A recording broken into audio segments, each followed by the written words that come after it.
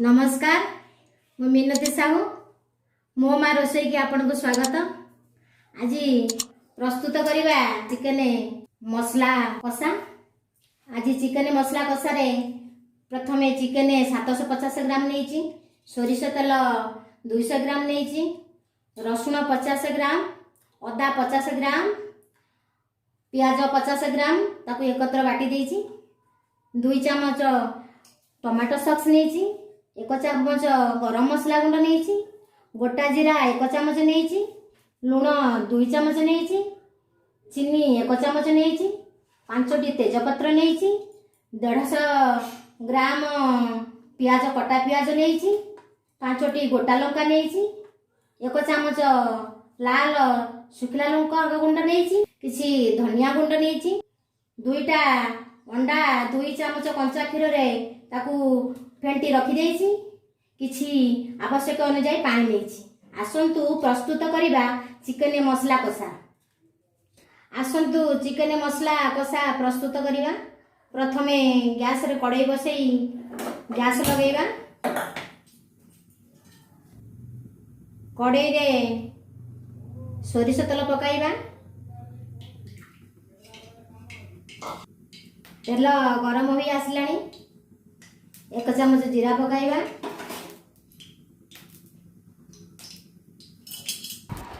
जीरा फुटी आसला पर तेजपत्र पकाइबा। कटा होइतिबा प्याज पकाइबा।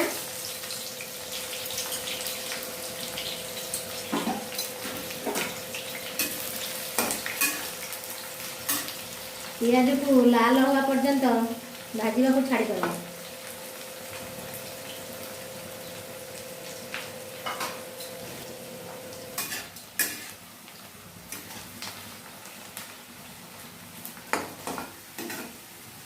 पियाज एबे लाल हो आसलानी। आसंतु अदा रसुण पियाज मसला पकाइबा।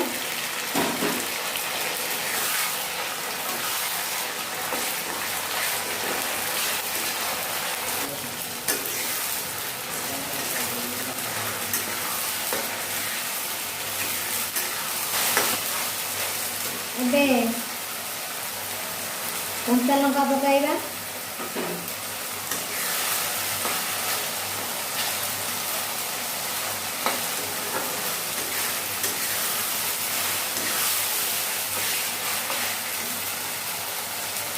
किछि धनिया गुंड पकाइबा।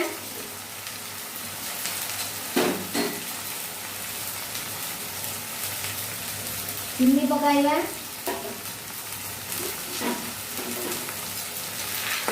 मसला को भल भाव गोलाई देवा। लंका गुंड पकाई देवा।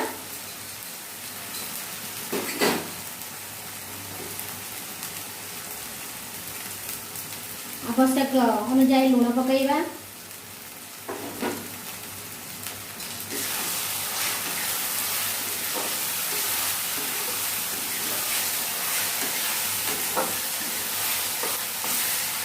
जेपरी भल भाव गोले उठा मसला कड़ाई रे तले जल्दी न लगे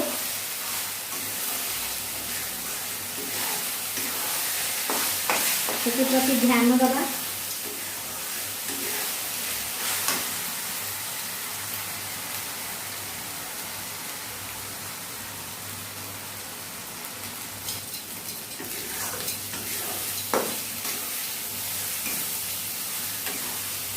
मसला कषा हाँवाई 1 टोपा पानी दबा।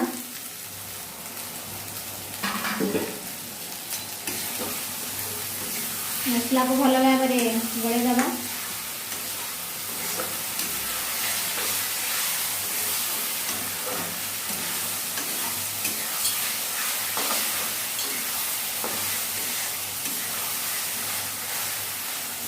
देखु मसला बे कषि हो आसलानी।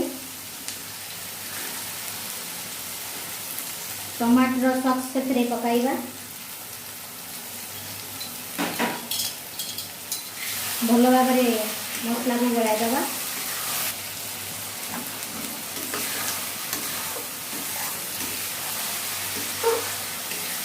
ଏବେ ଦେଖନ୍ତୁ ଚିକେନ ମସଲା କଷା ପ୍ରସ୍ତୁତ ହୋଇଗଲାଣି।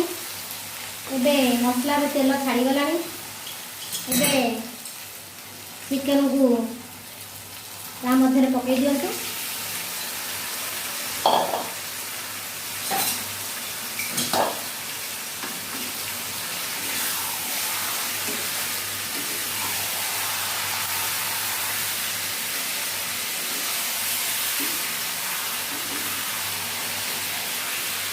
ଭଲ ଭାବରେ ଗୋଳେଇ ଦିଅନ୍ତୁ। ଅଳ୍ପ ପାଣି ଦେଇ ଚିକେନକୁ ସିଝିବା ପାଇଁ ଛାଡ଼ିଦେବା। ଚିକେନ ଉପରେ ଢାଙ୍କୁଣଟି ଘୋଡ଼ାଇ ଦେବା। ଏବେ 10 ମିନିଟ୍ ଚିକେନ ସିଝିବାକୁ ଦେବା। ଆସନ୍ତୁ ଦେଖିବା ଚିକେନ ସିଝି ଆସିଲାଣି। ଏବେ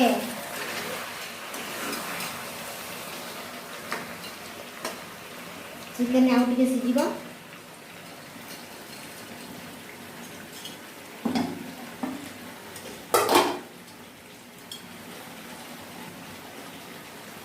ଗୋଳେଇ ରଖିଥିବା ଅଣ୍ଡା କ୍ଷୀରକୁ ତା ମଧ୍ୟରେ ପକାଇ ଦିଅନ୍ତୁ।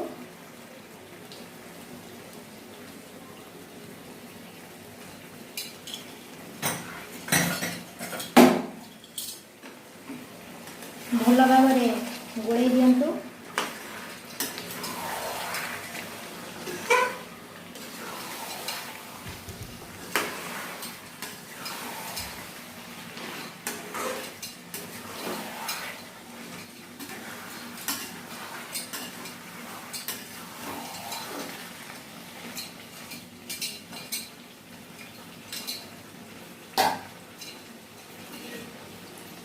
ଏବେ ଆଉ ଟୋପା ପାଣି ଦେଇ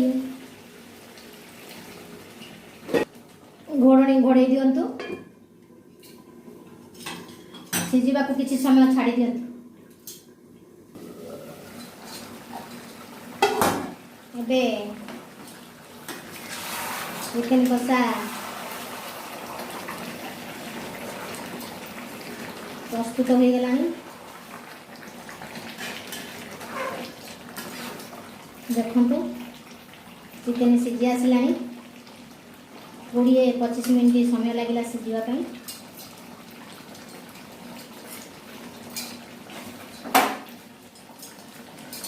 ଏବେ ଗରମ ମସଲା ପକାଇଦେବା।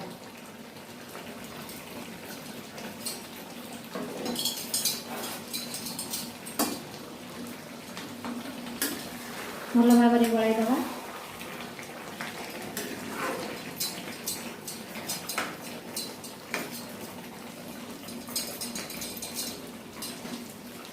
ଏବେ ଭଲ ଭାବରେ ଗୋଳାଇ ଦେବା। ଏବେ ପ୍ରସ୍ତୁତ ହୋଇଗଲା ଚିକେନ ମସଲା କଷା। ଗରମ ଗରମ ପରସି ଦେବା, ନିଜେ ଖାଇବା ଓ ପରିବାରକୁ ଖାଇବାକୁ ଦେବା। ଯଦି ଏ ଭିଡ଼ିଓଟି ଆପଣଙ୍କୁ ଭଲ ଲାଗିଲା ଆପଣ ଲାଇକ୍ କରନ୍ତୁ, କମେଣ୍ଟ କରନ୍ତୁ, ସେୟାର କରନ୍ତୁ ଓ ମୋ ମା ରୋଷେଇ ଚ୍ୟାନେଲକୁ ସବସ୍କ୍ରାଇବ୍ କରନ୍ତୁ।